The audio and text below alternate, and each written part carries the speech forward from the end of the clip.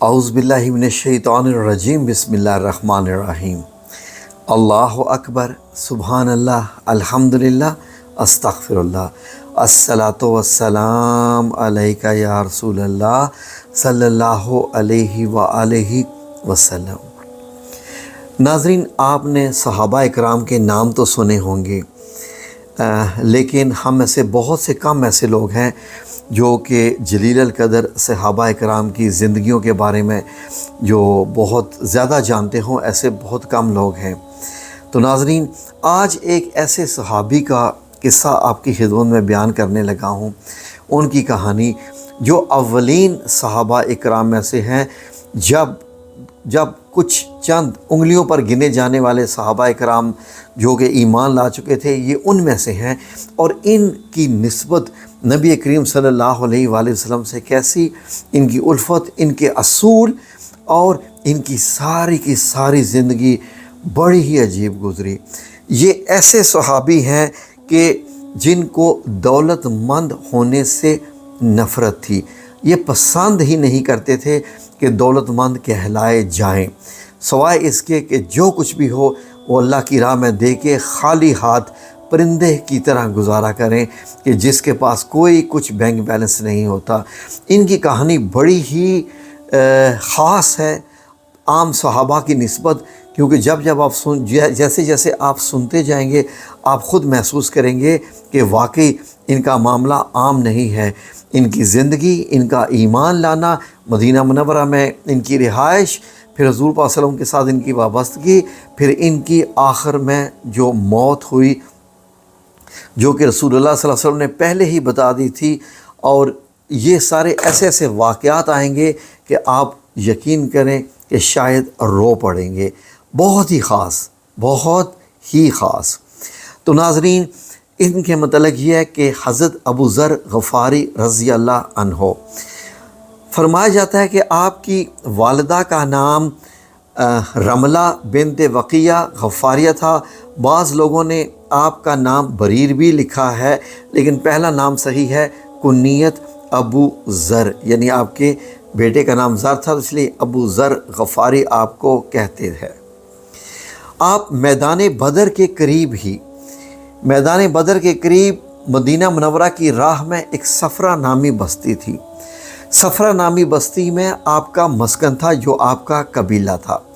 آپ کے قبیلے کے رہائش دو پہاڑوں کے درمیان تھی، جن میں ایک پہاڑی کا نام مسلح اور دوسری کا نام محرہ تھا۔ نبی کریم صلی اللہ علیہ وسلم جب بدر کی طرف سے آ رہے تھے تو ان پہاڑوں کے قریب پہنچے تو ان کا نام پوچھا۔ جب لوگوں نے ان کے نام بتائے تو آپ کو ان کے نام پسند نہ آئے۔ پھر آپ نے دریافت کیا یہاں کون سا قبیلہ آباد ہے، تو آپ کو بتایا گیا کہ یہاں پر دو قبیلے آباد ہیں، ایک کا نام نار یعنی آگ ہے، اور دوسرے کا نام بنی حراک یعنی جلنا، جو جیسے کوئلہ جل رہا ہوتا ہے۔ پھر آپ نے دریافت فرمایا یہ کس قبیلے کی شاخیں ہیں، تو بتایا گیا تھا کہ یہ بنو غفار کے قبیلے ہیں۔ پھر آپ نے اس راستے سے گزرنا بھی مناسب نہ سمجھا، اور صفرہ بستی کے جو ہے وہ دائیں طرف سے ہو کے گزر جایا کرتے تھے۔ ناظرین، حضرت ابو ذر غفاری کے قبیلے کا، جو کہ اسلام سے پہلے کا جو قبیلہ ہے، اس کا پیشہ ڈاکہ زنی تھا، کہ یہاں سے جو قافلے گزرا کرتے تھے ان کو لوٹنا جو ہے یہ وہ ڈاکہ زنی کا تھا۔ لیکن ابتدا میں ہی حضرت ابو ذر غفاری کو یہ بہت برا لگتا تھا یہ کام، اور اس کو نفرت کی نگاہ سے دیکھتے، اور وہ چاہتے تھے کہ میں ڈاکہ ڈالنے کی بجائے اپنے بچوں کا پیٹ کسی محنت کی کمائی سے جو ہے وہ پالوں، تاکہ میرا دل خوش ہو جائے۔ کیونکہ ڈاکہ ڈالتے وقت جب بعض دفعہ کوئی بچے چلا اٹھتے تھے، رو پڑتے تھے یا خواتین، تو حضرت ابو ذر غفاری کو یہ بہت برا لگتا تھا اور اپنے آپ کو کوستے رہتے تھے۔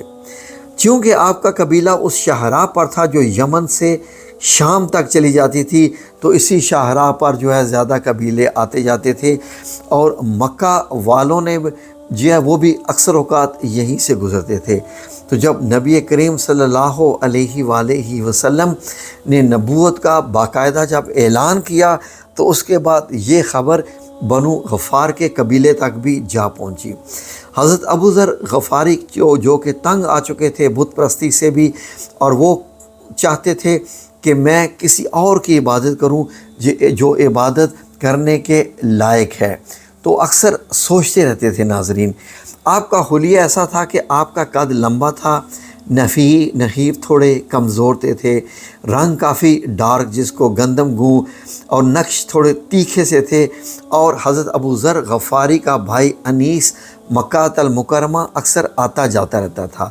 تو عمرو بن ابسہ آپ کے خیافی بھائی ہیں۔ آپ نے انیس سے سنا کہ ایک آدمی نے مکہ المکرمہ میں نبوت کا اعلان کیا ہے، تو اس سے ملاقات کر کے ذرا حال پوچھ کے آنا۔ تو جب آپ کا بھائی مکہ المکرمہ سے واپس پہنچا تو آپ نے دریافت کیا، تو اس نے بتایا کہ قریش میں ایک حضرت محمد صلی اللہ علیہ وآلہ وسلم کے نام کا ایک وہ انسان ہے، شخص ہے، وہ اپنے آپ کو اللہ تعالیٰ کا رسول کہتا ہے۔ تو فرماتے ہیں کہ میں نے جب اس سے ملاقات کی تو اس نے کہا، اللہ تعالیٰ کو ایک جانو، اس کا کوئی شریک نہیں، بتوں کی عبادت چھوڑ دو، کسی کو تکلیف نہ دو، برے کام نہ کرو، اللہ کی عبادت کرو، اور اللہ کی جو مخلوق ہے اس کی خدمت کرو، نہ کہ اس کو تنگ کرو۔ آپ نے کچھ فرمایا اور کچھ آگے بھی بتاؤ، مجھے اور بھی بتاؤ۔ حضرت ابو ذر غفاری کو یہ باتیں بہت اچھی لگی، تو اس نے کہا کہ اس سے آگے میں نہیں جانتا۔ تو آپ نے فرمایا، تو نے میرے دل کو مطمئن نہیں کیا، میں خود مکہ المکرمہ جا کر حالات دریافت کروں گا۔ چنانچہ کچھ سامان لے کر حضرت ابو ذر غفاری مکہ المکرمہ کی طرف روانہ ہو گئے۔ جب مکہ المکرمہ پہنچے تو پتہ چلا کہ تمام قریش کے لوگ حضرت محمد صلی اللہ علیہ وآلہ وسلم کے خلاف ہو چکے ہیں، اور ان میں ایک غم اور غصے کی لہر ہے۔ حالات اتنے نازک تھے کہ اگر کوئی حضرت محمد صلی اللہ علیہ وآلہ وسلم کے متعلق بھی پوچھتا کہ محمد صلی اللہ علیہ وسلم آپ میں سے کون ہیں، تو وہ بھی مصیبت میں پڑ جاتا، خواہ وہ مکے کا رہنے والا نہ بھی ہوتا۔ تو آئے، اور جب ان کو یہ پتہ چلا کہ اگر میں نے پوچھا نبی کریم صلی اللہ علیہ وسلم کے متعلق تو میں مشکل میں پڑ جاؤں گا، چنانچہ آپ خاموش رہے اور وقت گزارتے رہے، کسی سے کچھ نہ پوچھا، اور خانہ کے قریب آ کر بیٹھے رہے کہ شاید کوئی اور صورتحال بن جائے کہ میری ان سے ملاقات ہو جائے۔ تو دن گزرتے گئے، اسی طریقے سے سارا دن بھی گزر گیا، ملاقات ہی نہ ہوئی۔ پھر فرماتے ہیں کہ چونکہ بنو ہاشم کعبہ کے متولی بھی تھے، تو اس وقت حضرت محمد صلی اللہ علیہ وآلہ وسلم کے چچا ابو طالب اس منصب پر فائز تھے، یعنی چابیاں وہ آپ کے پاس بھی ہوتی تھیں۔ تو لہٰذا رات کو خانہ کعبہ کا دروازہ بند کرنے کے لیے حضرت علی رضی اللہ عنہ ایک دفعہ سب سے پیچھے رہ گئے۔ تالا بند کر کے جب جا رہے تھے تو انہوں نے دیکھا کہ ایک مسافر بیٹھا ہے۔ حضرت علی کرم اللہ وجہہ نے مسافر بیٹھا ہے، اس سے پوچھا تم مسافر ہو؟ تو انہوں نے فرمایا جی ہاں۔ حضرت علی نے فرمایا میرے ساتھ چلو۔ چنانچہ آپ یعنی حضرت ابو ذر غفاری حضرت علی رضی اللہ عنہ کے ساتھ چل پڑے۔ رات کو کھانا اور ٹھکانہ دونوں مل گئے۔ صبح پھر خانہ کعبہ میں آ گئے، اور پھر سارا دن گزر گیا، لیکن ملاقات نہ ہو سکی، اور نبی پاک صلی اللہ علیہ وسلم کی زیارت بھی نہ ہو سکی۔ دوسری رات پھر حضرت علی رضی اللہ عنہ نے دیکھا کہ وہی مسافر آج پھر بیٹھا ہوا ہے، تو پوچھا کیا مسافر کو اپنی منزل ملی؟ کہنے لگے نہیں ملی۔ تو حضرت ابو ذر نے کہا کہ نہیں ملی۔ پھر وہ ان کو اپنے ساتھ لے گئے، حسب سابق مہمان کا حق ادا کیا، کھانا وغیرہ کھلایا، اور یہ دونوں راتیں خاموشی سے گزری۔ نہ تو حضرت علی رضی اللہ عنہ نے ان سے کچھ پوچھا، اور نہ انہوں نے کچھ حضرت علی رضی اللہ عنہ سے پوچھا۔ دونوں نے ایک دوسرے سے کوئی سوال جواب نہ کیا۔ تو پھر پوچھا ایک دن کہاں سے آئے ہو جی، کیا کام ہے؟ یہ بھی پوچھا کافی دنوں کے بعد۔ یہ معاملہ تیسرے روز کا ہے جب کعبہ آئے، اور جب دن گزر گیا تو اس کے بعد حضرت علی نے پوچھا اب یہ بتائیے کہ کہاں سے آئے ہو اور کیا کام ہے کہ آج بھی ہے مسافر تو یہاں پر بیٹھا ہے؟ تو حضرت ابو ذر نے کہا کہ اگر رازداری کا وعدہ کرو تو میں کچھ عرض کرتا ہوں۔ حضرت علی رضی اللہ عنہ نے کہا وعدہ ہی سمجھو۔ حضرت ابو ذر رضی اللہ عنہ نے کہا میں نے سنا ہے کہ مکہ میں ایک شخص نبوت کا دعویٰ کیا ہے، ان کا پتہ کرنے آیا ہوں، اگر آپ کچھ جانتے ہو تو میری رہنمائی کرو۔ حضرت علی نے فرمایا کہ میں ان کو بڑی اچھی طرح جانتا ہوں، آپ میرے ساتھ آ جائیں، میں آپ کو ان کی خدمت میں پہنچا دوں گا۔ اب دونوں چل پڑے۔ حضرت علی رضی اللہ عنہ نے کہا کہ میں ان کے متابعین آج بڑی مصیبت میں مبتلا ہیں، جو بھی ان کو مانتے ہیں وہ بڑی مصیبت میں پھنس جاتے ہیں۔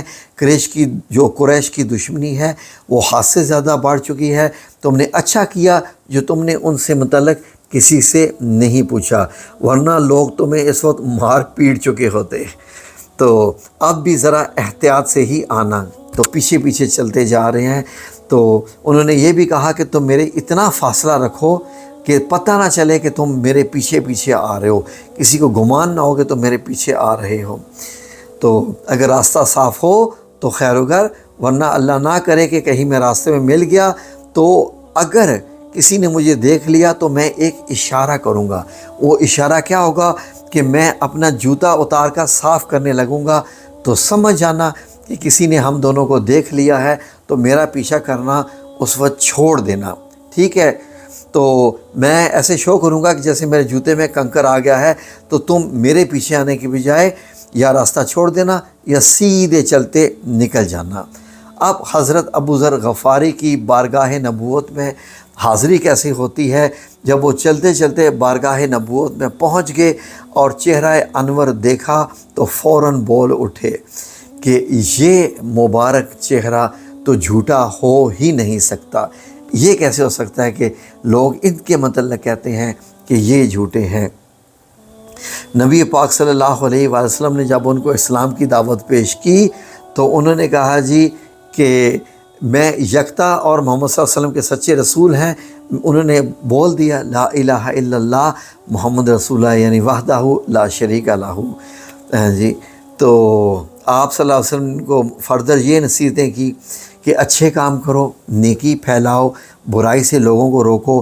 پھر رسول اللہ صلی اللہ علیہ وسلم نے ان کو تھوڑا سا قرآن سنایا، اس کے بعد انہوں نے کلمہ شہادت تو وہ پڑھ چکے تھے، پھر اب وہ 5ویں مسلمان ہو چکے تھے، اس روئے زمین پر 5ویں مسلمان ہو چکے تھے۔ یعنی حضرت محمد صلی اللہ علیہ وآلہ وسلم، حضرت خدیجہ الکبریٰ رضی اللہ تعالیٰ عنہ، حضرت علی کرم اللہ وجہہ رضی اللہ عنہ، اور حضرت ابو بکر صدیق رضی اللہ عنہ، اور یہ 5ویں حضرت ابو ذر غفاری رضی اللہ عنہ۔ اس سے اندازہ لگائیے۔ اس کے بعد نبی کریم صلی اللہ علیہ وسلم نے حضرت ابو ذر غفاری کو یہ نصیحت کی کہ اس وقت اسلام بڑے سخت دور سے گزر رہا ہے، مسلمانوں کو اذیت ناک جو تکلیفیں دی جا رہی ہیں، ہماری تعداد ابھی بہت تھوڑی ہے، ہماری حمایت کرنے والا کوئی نہیں، کفار جو ہے وہ کفار جو بد کردار کے دل میں جو بھی آتا ہے ان کے وہ کر گزرتے ہیں اور جتنا کسی کو چاہتے ہیں مارتے پیٹتے ہیں، لہٰذا تم اپنے ایمان کو ابھی ظاہر نہ کرو اور چپ چاپ اپنے قبیلے میں چلے جاؤ، وہاں جا کر اسلام کی تلقین کرو، جو قرآن تم نے مجھ سے سیکھا ہے، قرآن کریم سیکھا ہے، یہ لوگوں کو سکھاؤ، اور جب اسلام کا بول بالا ہو جائے، مسلمانوں کی تعداد بڑھ جائے، اس وقت تم میرے پاس چلے آنا۔ تو یہ ایمان کی جو حرارت تھی حضرت ابو ذر غفاری میں، تو آپ نے نبی پاک صلی اللہ علیہ وسلم کے ارشاد کو سنا، عرض کیا حضور میں یہاں سے چلا جاؤں گا، اپنے قبیلے میں رہوں گا، اسلام کی تلقین کروں گا، اور جب اسلام کا غلبہ ہوگا اس وقت میں حاضر ہو جاؤں گا، لیکن آپ اپنے حکم میں تھوڑی سی تبدیلی فرما لیں تو مہربانی ہوگی۔ میرا دل چاہتا ہے کہ خانہ کعبہ میں جا کر ایک دفعہ بلند آواز میں لوگوں کو قرآن سناؤں، اس کی اجازت فرمائیں۔ آپ نے فرمایا مار کھاؤ گے۔ سبحان اللہ و بحمدہ سبحان اللہ العظیم، خاموش رہو۔ تو حضرت ابو ذر غفاری کہنے لگے آج واقعی مار کھانے کو دل بے قرار ہے۔ اللہ اکبر، آج واقعی مار کھانے کو دل بے قرار ہے۔ تو چنانچہ نبی پاک صلی اللہ علیہ وسلم نے اجازت دے دی کہ جاؤ خانہ کعبہ میں جا کے قرآن پڑھ لو۔ قریش کے مجمع میں قرآن کی آواز بلند ہوئی۔ حضرت ابو ذر غفاری رضی اللہ عنہ کاشہ نبوت سے نکل کر سیدھا خانہ کعبہ پہنچے۔ قریش سردار اور نوجوان سبھی جو دارالندوہ کے قریب بیٹھے ہوئے تھے، یک لخت قرآن الکریم کی جب آواز ان کے کانوں میں پڑی تو سانپ کی طرح بال کھا گئے اور خانہ کعبہ میں پہنچے اور دیکھا کہ ایک نوجوان قرآن پڑھ رہا ہے۔ اس پر ٹوٹ پڑے، مار پیٹ کے نتیجے میں لباس تار تار کر دیا اور چہرہ گلنار، جسم کا بند بند درد سے، لیکن اس بندہ مومن کی زبان اور لب قرآن کی تلاوت میں مصروف رہے، مار بھی ساتھ کھاتے رہے۔ اللہ اکبر۔ کہیں سے حضرت عباس بن عبد المطلب آ پہنچے تو ان کو دیکھ کر پہچان لیا اور کہا، یہ تو بنو غفار کا آدمی ہے، یہ تمہارا تجارتی راستہ بند کر دیں گے اور تم لوگ بھوکے مر جاؤ گے۔ بہرحال انہوں نے چھڑا دیا تو بارگاہ نبوت میں پہنچے، لباس اور جسم خون آلود اور دل ایمانی قوت سے بھرا ہوا تھا، لباس تار تار اور جسم داغدار۔ حضرت صلی اللہ علیہ وآلہ وسلم نے ان کی یہ کنڈیشن دیکھی، حالت دیکھی تو فرمایا، میں نے کہا تھا خاموشی سے نکل جاؤ، آپ پتھر گرم کر کے جسم پر ٹکور کرو۔ تو ساتھ ہی عرض کیا، یا حضرت ابھی دل کے ارمان پوری طرح نہیں نکلے، کل کے لیے پھر اجازت مرحمت فرمائے۔ چنانچہ ان کا شوق دے کر نبی کریم صلی اللہ علیہ وآلہ وسلم نے پھر اجازت دے دی۔ دوسرا دن کل کی نسبت آج کچھ ایمان سوا تھا۔ اسلام کی اس خاردار وادی میں قدم بے دھڑک اٹھنے لگے، دل کا سوز، زبان کا جوش دونوں اپنی جوانی پر تھے۔ کل کی مار اللہ ہی جانے اس اسلام کے دیوانے کو کتنے مراحل سے طے کرا گئی اور آج سیدھے دارالندوہ ہی پہنچ گئے، اور جہاں قریشی سردار اور نوجوانوں کا جو ہے جھمکٹا ہر وقت لگا رہتا تھا، جسم پر وہی کل والا خون آلود اور تار تار لباس تھا اور جسم پر جگہ جگہ نئے زخم لگے ہوئے تھے، لیکن چال میں ایک وقار تھا اور گلے میں ایک سوز تھا۔ قرآن کے الفاظ لہجہ عربی اور دل ایمان سے معمور، فضا میں قرآن کی آواز پھر بلند ہوئی، اور وہ آواز جو مومنوں کے کانوں میں رس گھولتی تھی، کفار شرار کے کانوں میں زہر گھول گئی اور بے اختیار اٹھ کھڑے ہوئے، اور فضا میں دو آوازیں برابر سنائی دے رہی تھی، ایک قرآن کی آواز اور دوسری اس مار پیٹ کی آواز، جو کہ دوبارہ حضرت ابو ذر غفاری کو جو کہ مارا جا رہا تھا۔ اس کے بعد وہ قرآن پڑھتے رہے، قرآن کو نہیں روکا۔ پھر اس کے بعد حضرت عباس کو پتہ چلا تو آپ دارالندوہ میں پھر آئے، ان کو چھڑایا اور کہا کہ قریش، خدا تمہارا برا کرے، اگر تمہاری تجارت بند ہوگی تو کتنے دن جیو گے؟ اپنی شہرخ پر چھری نہ رکھو۔ جب حضرت صلی اللہ علیہ وسلم کی خدمت میں حاضر ہوئے تو سارا جسم پہلے سے بھی زیادہ لہو لہان تھا اور آج دل مطمئن تھا، طبیعت سیر ہو چکی تھی، اور اس مار کے دوران ہی خدا بہتر جانے آپ کو کتنے راز بھی جو ہے وہ آپ کے سامنے کھل چکے تھے۔ ناظرین، اگر آپ اس پہ غور کریں، اس کفر اور ایمان کے مزاج پہ، تو کفر کتنا ڈرپوک اور بزدل ہے اور ایمان کتنا جری اور دلیر ہے۔ یہ ایک ہی شخص کی زندگی کے دو نمونے ہیں۔ صرف ایک دن پہلے طبیعت پر کفار کا اتنا خوف مسلط تھا کہ کسی کے ڈر کے مارے نبی کریم صلی اللہ علیہ وآلہ وسلم کے متعلق پوچھتے تک نہیں تھے، یعنی کہ کوئی تکلیف نہ پہنچ جائے، اور دوسرے دن جب مسلمان ہو گئے تو کہاں سے اتنی جرأت پیدا ہو گئی اور طبیعت بے اختیار ہونے لگی کہ انجام سے تو لاپرواہ ہی ہو گئے کہ نہیں، مجھے تو مار کھانے کا دل کر رہا ہے، آج تو لذت ہی اور ہے مار کھانے کا، آج تو دل بےقرار ہے مار کھانے کو۔ یہ الفاظ ایمان سے بھرے ہیں، یہ الفاظ ہی کافی ہیں دل میں ایمان پیدا کرنے کے لیے کہ آج اللہ کے نام پہ مار کھانے کا ہی مزہ کچھ اور آئے گا۔ سبحان اللہ و بحمدہ سبحان اللہ العظیم۔ اس کے بعد ناظرین حضرت ابو ذر غفاری رسول اللہ صلی اللہ علیہ وسلم کی صحبت میں چند روز رہنے کے بعد اپنے قبیلہ میں واپس آ گئے، اور جو حکم رسول اللہ صلی اللہ علیہ وسلم نے دیا تھا اس کی تعمیل میں دن رات کوشاں رہے، یعنی اسلام پھیلانے کا۔ تبلیغ کا سلسلہ جاری رہا، ان کے قبیلے کے کئی آدمی مسلمان ہو کے جو بارگاہ نبوت میں پہنچتے رہے، جو مسلمان ہوتے رہے، اور اس ایمانی شان سے پہنچتے کہ رسول اللہ صلی اللہ علیہ وآلہ وسلم کی زبان مبارک سے بے اختیار یہ دعا نکل جاتی کہ غفار غفر اللہ لہا، کہ بنو غفار کو اللہ معاف کرے۔ تو لیکن وہ سراپائے عشق اور عشق و سر مستی، اور خود پورے 17 سال مہجوری کی بھٹی میں پڑے رہے، اور خالص کندن بن کر جو ہے وہ دم کے اور جگمگائے۔ حضرت صلی اللہ علیہ وسلم نے فرمایا تھا کہ جب اسلام کا بول بالا ہو جائے تو تم میرے پاس ہو جانا۔ پھر حضرت ابو ذر غفاری خندق یعنی غزوہ خندق کے بعد مدینہ منورہ پہنچ گئے اور مل گئے۔ ناظرین حضرت ابو ذر غفاری کون تھے؟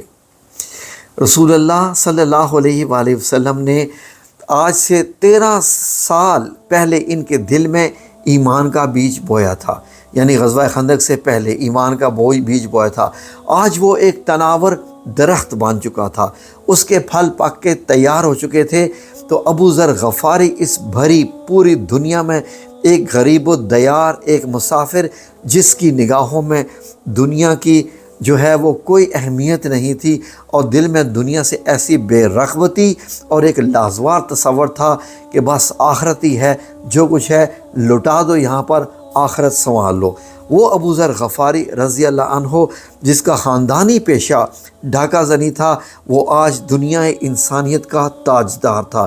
غریبوں، تنگ دستوں، محتاجوں، مسکینوں، یتیموں اور بیواؤں کی دستگیری کرنے والا، جو ہاتھ میں آئے غریبوں پہ خرچ کر دینے والا، دوسروں کے پاس جائز ذرائع سے پیدا شدہ حلال کی دولت بھی دیکھ کر ان سے الجھ جانے والا کہ تم نے یہ دولت کیوں اکٹھی کر لی ہے، تم یہ دولت مند کیوں ہو گئے ہو، تم نے پتہ نہیں ہے کہ ہم نے مر جانا ہے، یہ تم نے دولت اکٹھی کی ہوئی ہے۔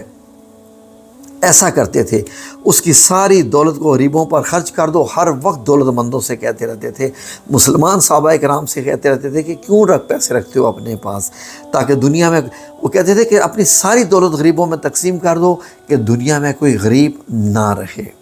ناظرین معاملہ اب سورج کی کرنوں کا ہے۔ صحابہ کرام کی ایک ہی جماعت، آپ مختلف رنگ دیکھیں، کوئی نرم مزاج، کوئی سخت گیر، کوئی امیر، کوئی غریب، کوئی بڑا، کوئی چھوٹا، لیکن جس رنگ میں دیکھو بے مثال پاؤ گے۔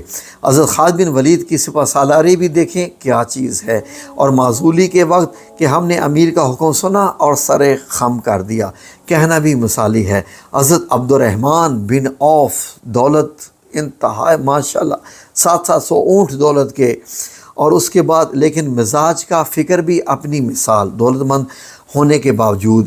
پھر اس کے بعد حضرت مصعب بن عمیر، حضرت حمزہ رضی اللہ عنہ بن عبد المطلب کی غریبی اور ناداری بھی قابل رشک معلوم ہوتی تھی۔ حضرت عمر بن خطاب کی زبان سے سخت کلمہ نکل جاتا اور پھر اس کی معافی مانگنا بھی یاد رہتا۔ حضرت ابو بکر صدیق رضی اللہ عنہ باوجود مطالبے کے انتقام نہ لینا، اور پھر بھی تاریخ میں ہیرے کی طرح جگمگائے ہیں۔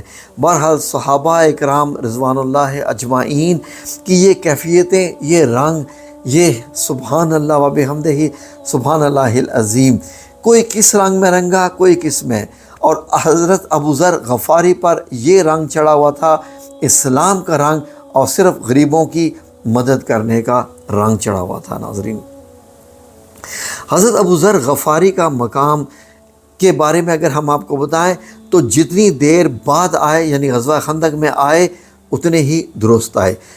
سارا گھر خدام نبوت میں شامل ہو گیا، یعنی بیوی بچوں سمیت۔ کیسے کہ خود رسول اللہ صلی اللہ علیہ وآلہ وسلم کی خدمت میں لگ گئے، بیوی امہات المومنین کی خدمت میں حاضر کر دی کہ میری بیوی کو، اپنی بیوی سے کہا کہ امہات المومنین کی خدمت کرو، میں نبی پاک صلی اللہ علیہ وسلم کی جو ہے وہ خدمت کروں گا، اور صدقہ کے کچھ اونٹ جمع تھے، تو رسالت معاب نے پوچھا کہ صدقہ کے اونٹ کون چرائے گا؟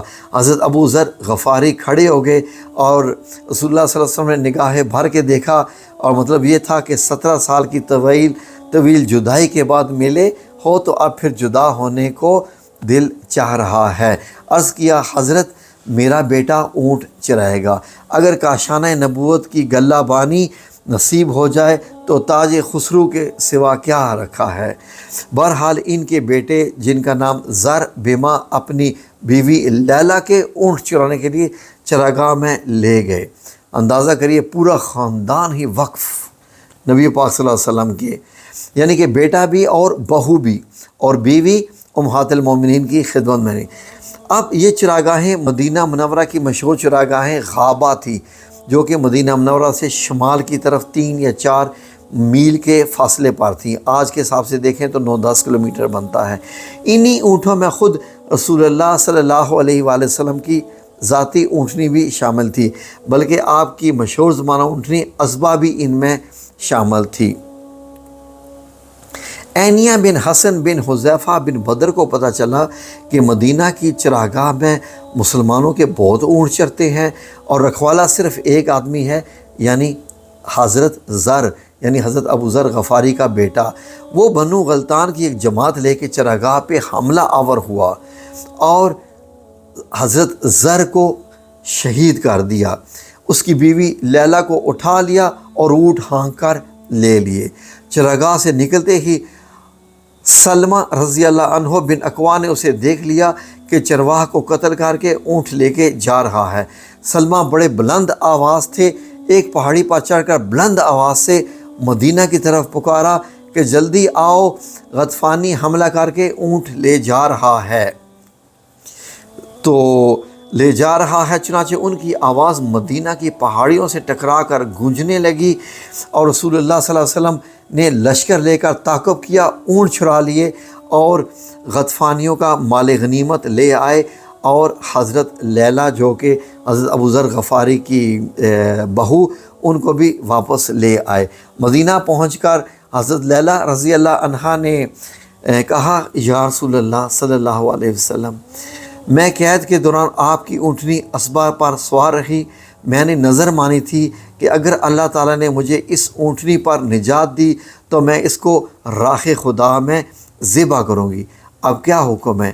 آپ نے فرمایا تو نے اس کا بہت برا بدلہ دیا، وہ تو تجھے بچائے اور تو اس کو ذبح کر لے، اور پھر یہ بھی دیکھو وہ میری اونٹنی ہے تمہاری نہیں۔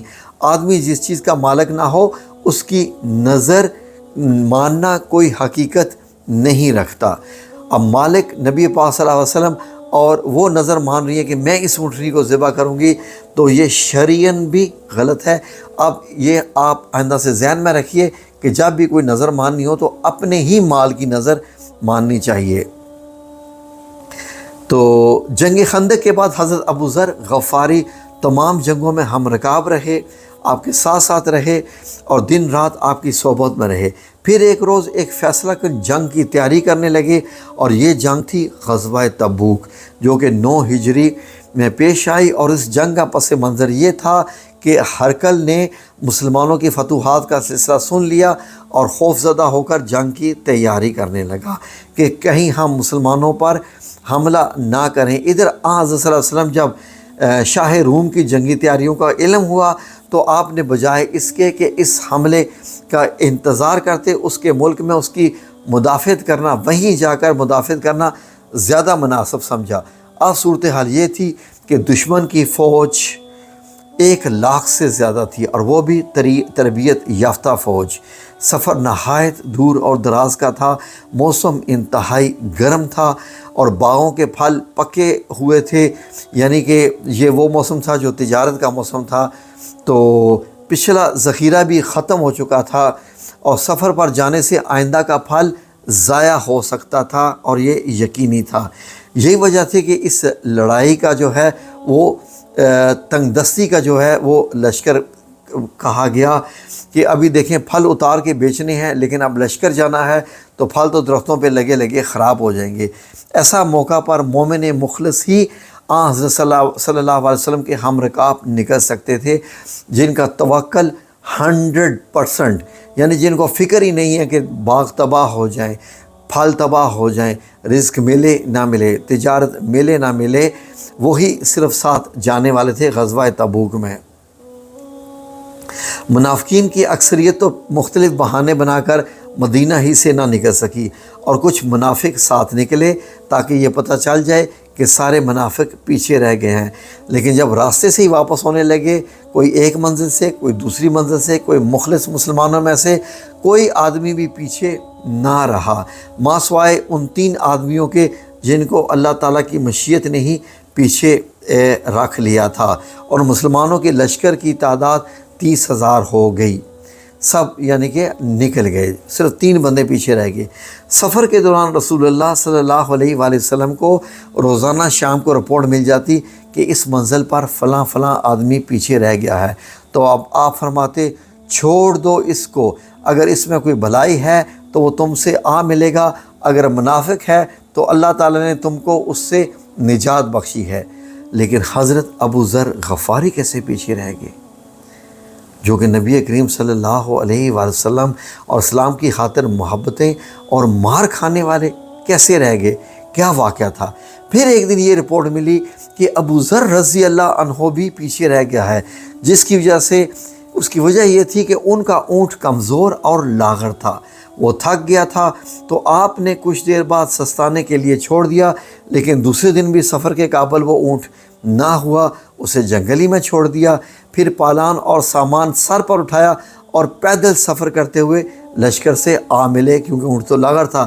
چنانچہ رسول اللہ صلی اللہ علیہ وسلم جو بات پہلے ہی کہی، جو پہلے کہتے تھے کہ پھر ایک منزل پر آپ نے پڑاؤ کیا، تو کسی نے کہا یا رسول اللہ سامنے کچھ گرد سی اڑتی ہوئی دکھائی دے رہی ہے، مٹی اڑ رہی ہے، کوئی چیز آ رہی ہے سامنے سے، لیکن ایسا معلوم ہوتا ہے کہ یہ آدمی سا لگ رہا ہے، کوئی آ رہا ہے۔ تو آپ نے دعا فرمائی یا اللہ ابو ذر ہو۔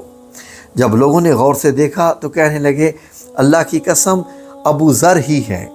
تو زبان رسالت سے یہ الفاظ صادر ہوئے کہ اللہ ابو ذر رضی اللہ عنہ پہ رحم کرے، یہ خدا کی راہ میں اکیلا سفر کرتا ہے اور اکیلا ہی مرے گا، اور قیامت کو اکیلا ہی اٹھے گا۔ اور پھر تاریخ نے ثابت کر دیا کہ اس پیشن گوئی کا ایک ایک لفظ کیسے سچ ہوا۔ ناظرین، اس کے بعد حضرت ابو ذر غفاری کے لیے جو پیشن گوئی، جو کہ الفاظ نبی کریم صلی اللہ علیہ وسلم نے ادا کیے تھے، وہ حرف بحرف بالکل صحیح ہوئے۔ آگے سنتے جائیے تو آپ کو پتہ چلے گا۔ رسول اللہ صلی اللہ علیہ وآلہ وسلم کے انتقال کے بعد ان کی طبیعت کچھ ایسی مجروح ہوئی کہ مدینہ منورہ کی گلیاں اور بازار کاٹ کھانے کو دوڑتے۔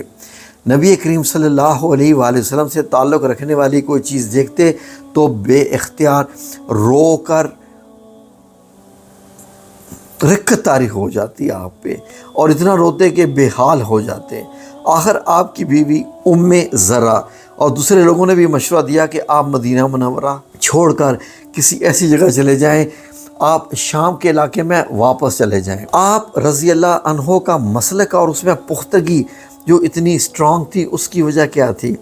ناظرین، قرآن مجید میں سورہ البقرہ میں آپ سے جب سوال کرتے ہیں کہ کیا خرچ کریں گے، آپ کہیں تمہاری ضروریات سے جو زائد ہو فی سبیل اللہ پر خرچ کر دو۔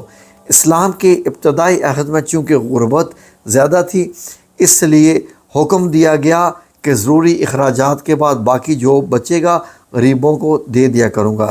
لیکن بعد میں جب فراغت اور ناظرین، حضرت ابو ذر غفاری شام گئے، اور جب وہاں سے واپسی ہوئی تو اس کی وجہ یہ بنی کہ حضرت ابو ذر غفاری حضرت امیر معاویہ کے یعنی جب پاس گئے تو ان دنوں حضرت عثمان رضی اللہ عنہ کی طرف سے شام کے گورنر تھے حضرت امیر معاویہ۔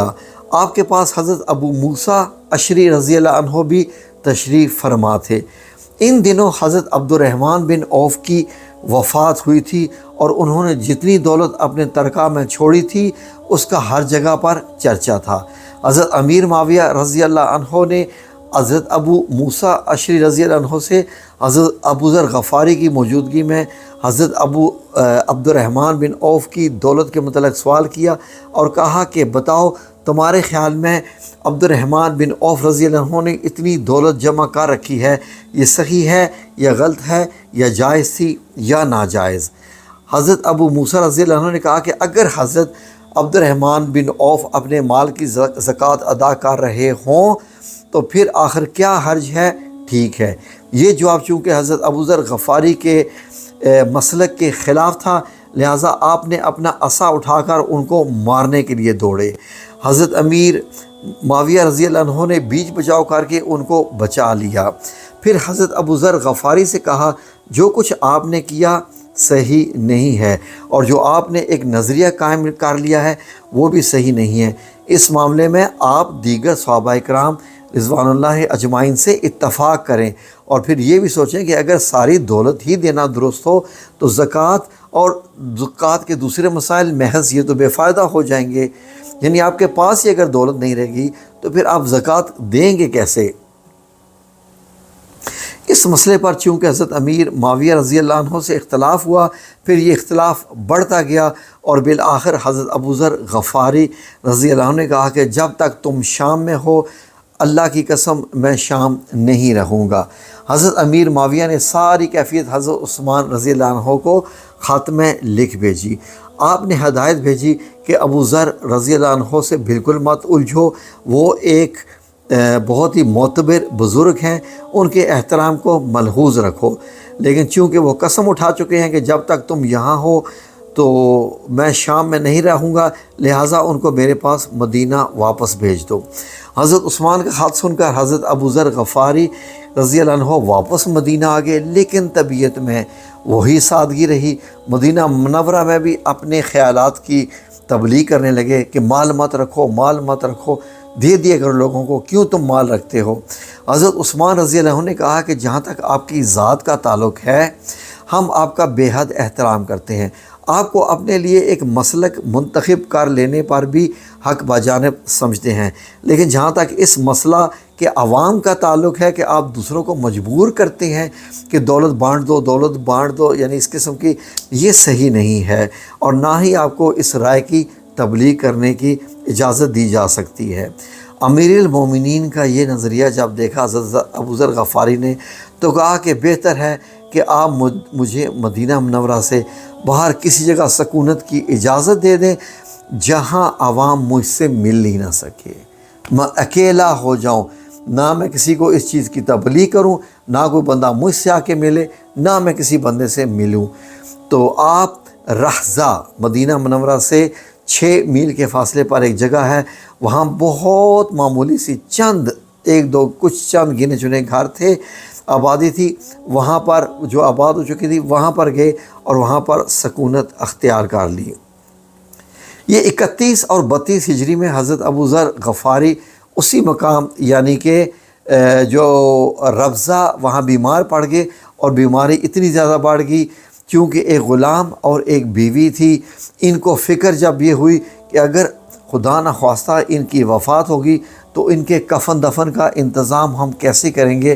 اتنا اکیلا پان ناظرین، چنانچہ آپ نے اس کو بھانپ لیا اور کہنے لگے کہ جب میری موت ہو جائے تو میرے جنازے کو راستے پہ رکھ دینا، مسلمانوں کا ایک قافلہ وہاں سے آئے گا، انہیں کہنا کہ رسول اللہ کے صحابی حضرت ابو ذر غفاری رضی اللہ عنہ کا جنازہ پڑا ہے، اسے دفن کرتے جاؤ۔ چنانچہ آپ کی وفات ہو گئی۔ آپ کی بیوی اور غلام نے مل کر غسل دیا اور کفن دے کر جنازہ راستے پر رکھ دیا۔ حضرت عبداللہ بن مسعود رضی اللہ عنہ عراقیوں کی جماعت کے ہمراہ عمرے کے لیے تشریف لا رہے تھے، تو انہوں نے ایک عورت کو راہ پر کھڑے دیکھا تو پوچھا کون ہو؟